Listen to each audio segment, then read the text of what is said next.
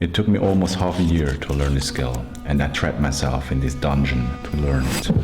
Why did I spend so many hours getting good at this ridiculous skill? And why the hell did I trap myself in a dungeon, aka cellar? This silly task of tennis ball boxing taught me some valuable lessons on movement, skill learning, mental performance, and yes, even life itself. I know those are some big claims. It all started by getting a new program from one of my teachers from the Edo Portal Method online mentorship program. It contains various topics or modules like strengths, hand balancing, mobility, locomotion, environmental practice, or object manipulations. First, I didn't think much of it and just tried to do it.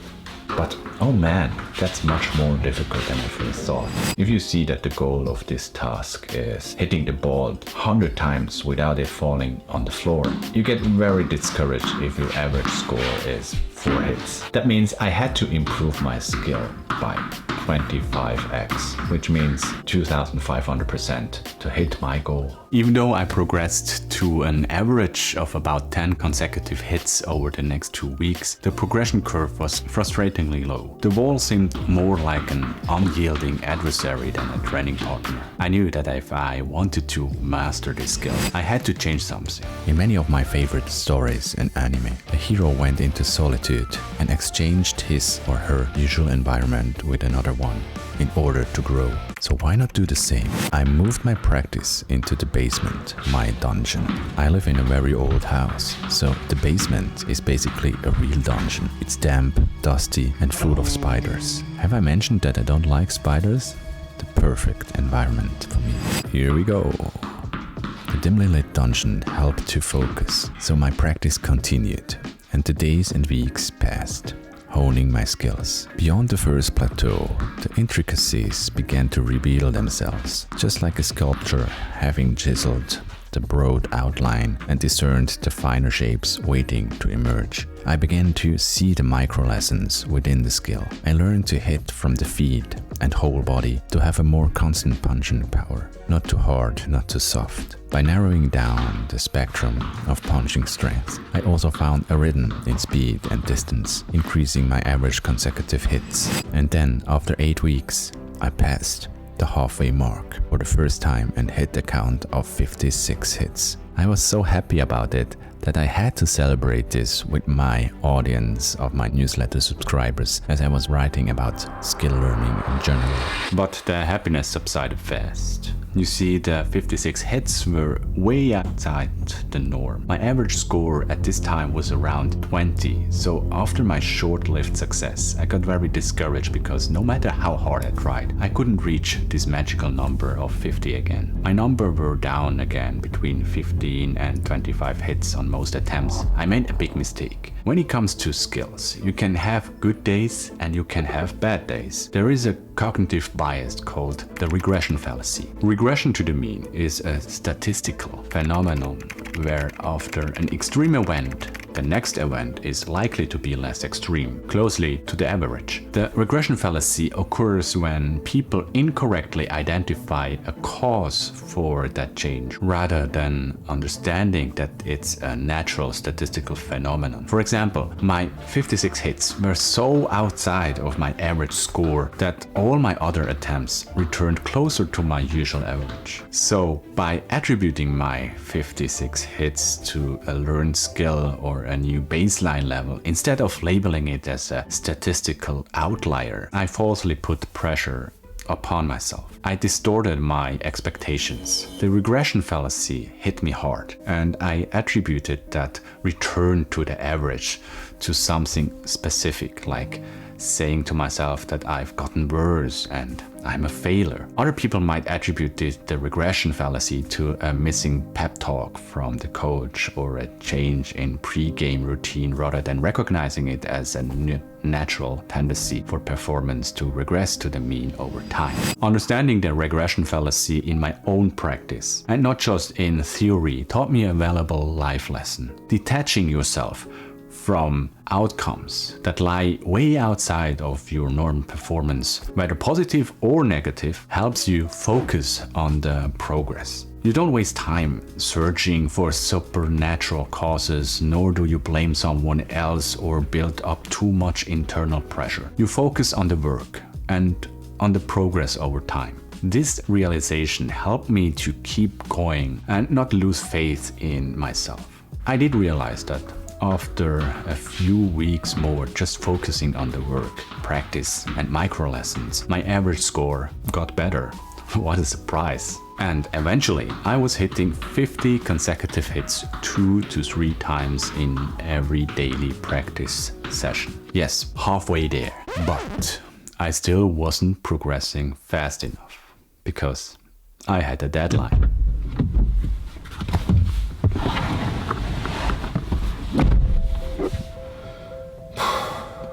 This takes way longer than I expected.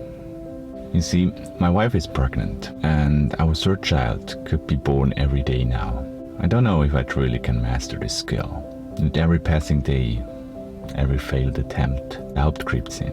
And with the baby arriving any day now, time isn't on my side. I feel like I'm racing against a clock that's always sprinting ahead. In the stories, there's always the moment where the hero is at their lowest, when the weight of the journey threatens to crush them. But it's in that depths of despair that they find clarity and renewed strength. Maybe this is my moment to overcome, to triumph. It's not about wishing time would stop or hoping for easier challenges. It's about rising to meet them, doubling down. If the challenge demands more, I must give more. Double the sessions, dive deeper. There's a science to this. Skill learning isn't just about repetition. It's about focused practice and understanding the mechanism that drive improvement. It's about leveraging neuroplasticity, the brain's ability to rewire itself to adapt. I can harness that and use it to my advantage. I revisited the early podcast episodes from Andrew Huberman on the nervous system and neuroplasticity. One of the key drivers for learning is to keep practicing beyond your frustration threshold and use deliberate breathing post-training. This means the point where most people quit their practice session out of frustration is the most important time to keep going. So introducing mindfulness and calm breathing patterns like the physiological sigh, a double inhale and a long exhale, into my tennis ball boxing sessions helped me to feel my frustration rising, and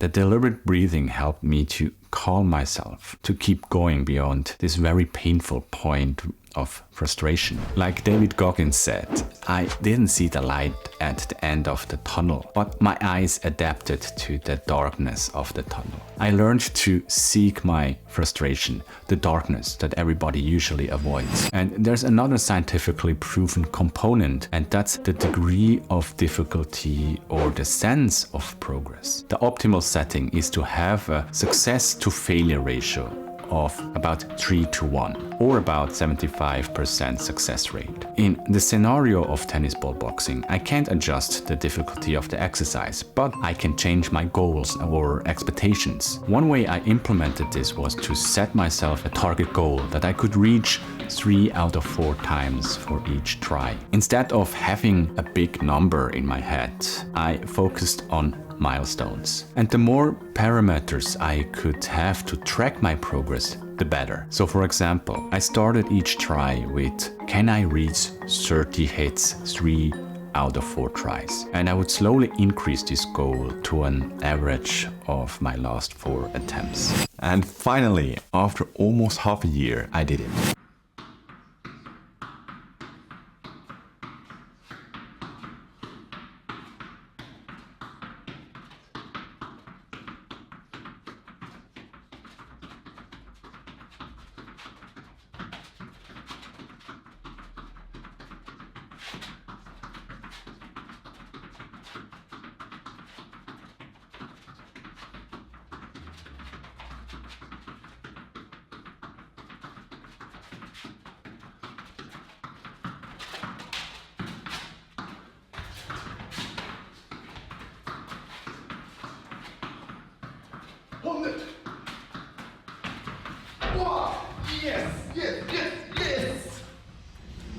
I reached over 100 consecutive hits. I never imagined that this simple and silly task could teach me so many lessons about myself and life, and really bring me to the edge of despair as well. I mean, I didn't run an ultramarathon, I haven't accomplished a fancy skill like a one-armed handstand, and I sure didn't become a better boxer/fighter. But I became a better mover and escaped the threshold of a beginner once again. If we get reasonable decent at something, it can be tempting to remain a so-called specialist. We sometimes wrap our whole identity around this specialization. We call ourselves dancers, martial artists, writers, data analysts, or whatever label we want to decorate ourselves with. And even though it's generally a wise decision to follow your passion and double down on your natural talents, it's also a double-edged sword. You can trap yourself in a golden prison. If we take a step back and look at our lives, we have many containers of different skills, and that's good. So engaging and trying different things where we are still a beginner is a great way to push ourselves and make our lives richer. And this is slightly different than Soshin, the beginner's mind. Shoshin is like a mindset on how we engage with things in life that we already know how to do. But pursuing actual things where we are beginners is a different feat altogether. It's hard to let go of the things where we are already good at to start again. And not only once, but many times. But this experiment here with the tennis ball boxing shows firsthand, for me at least, how much I can discover about myself by putting myself back to square one. I hope this video can inspire you to embrace being a beginner and seek the challenge of escaping the beginner stages over and over and over again. Thanks for watching.